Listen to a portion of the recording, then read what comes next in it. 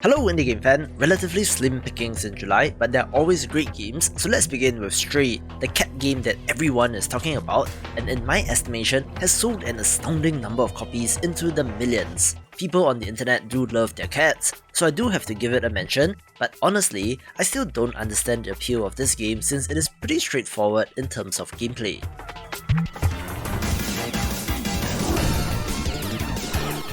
I love it when indie developers take things into their own hands when bigger companies refuse to make sequels to beloved IP, and such is the case with Ex-Zodiac, an on-rails shooter that sure looks inspired by Star Fox 64 and Space Harrier.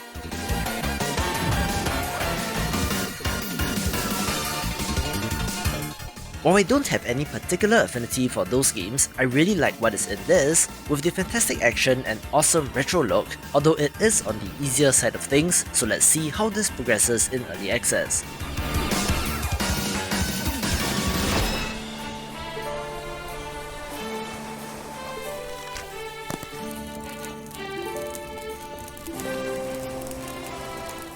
I had a feeling that Clanfolk would do well, since this is a colony sim like RimWorld, but set in the Scottish Highlands instead of having a sci-fi theme, and the developers should have delivered on that promise.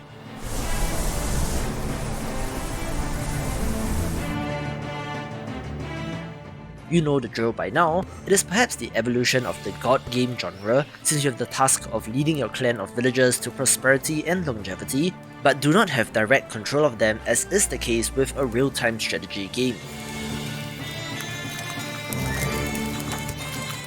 You can, however, direct them to construct buildings or assign them to certain tasks, where allowing you to play through the generations is an awesome feature.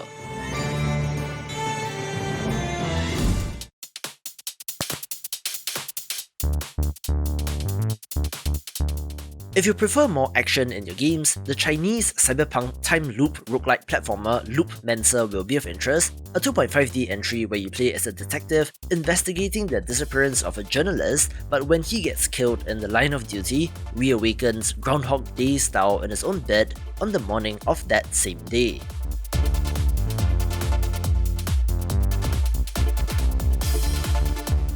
As is expected for roguelites these days, there is meta progression that allows you to carry over progress from run to run, with multiple skill trees to upgrade, as well as a whole bunch of weapons to unlock.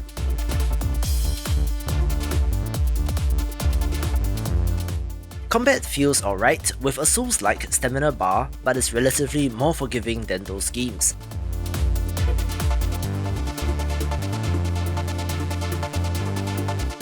The city rearranges itself upon death, and there are even multiple endings in this title, where your decisions affect the fates of NPCs, being a good game for fans of the genre.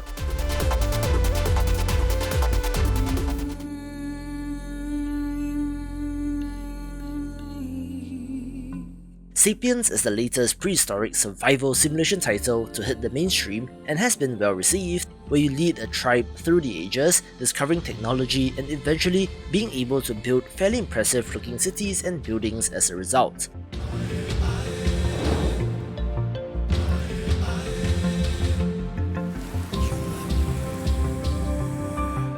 While the art style is not my favourite, it does work for this game and looks okay zoomed out, but zooming in does reveal the rough edges.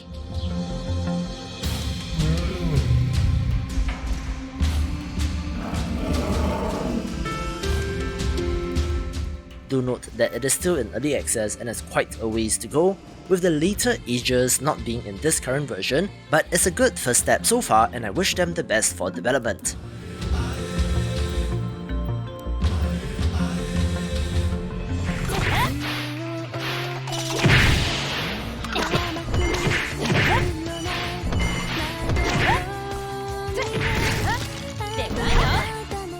I love my Metroidvanias, so of course I would have to recommend Koumajou Remilia Scarlet Symphony, a remaster of a game from 2009 which has been updated to a fairly decent level and works well with modern PCs, and is a throwback in many ways since it is more of a classic Vania game rather than what you would expect of a modern Metroidvania.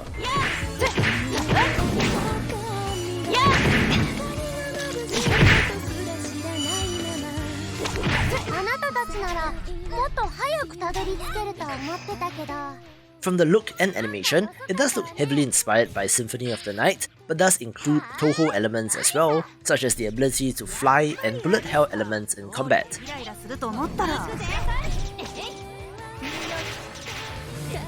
Again, it is from another era in games and feels that way in terms of game design, so do temper your expectations going in, but I do still think that there's something to love here.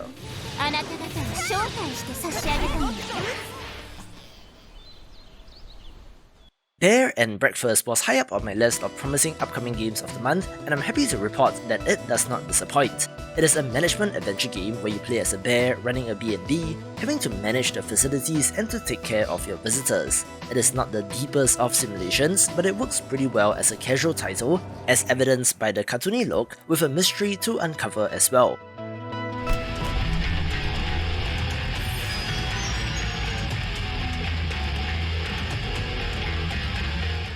I told you that Dungeon Munchies will be back, and here it is, where this action platformer with a cooking element is pretty neat.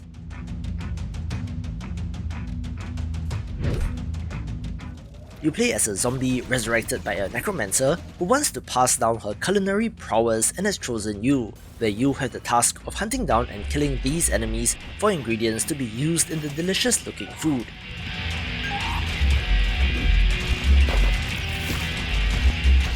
In many ways, this resembles Monster Hunter, but it's not that elaborate with the crafting, where these food items grant you a variety of different upgrades.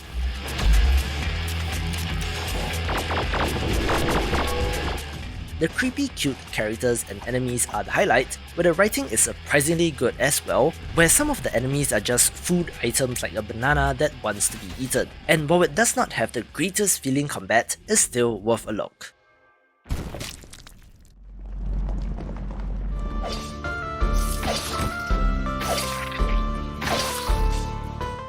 A very pleasant surprise last month is Necrosmith, a simulation strategy title where you play as a necromancer with the ability to create minions out of the parts of your enemies. It is one part Hero's Hour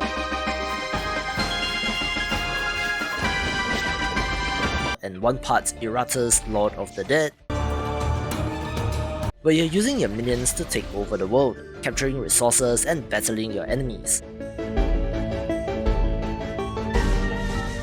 It is another $3 game like Vampire Survivors, which means that it's an easy recommendation, but I just love playing as necromancers, so this gets a shout out.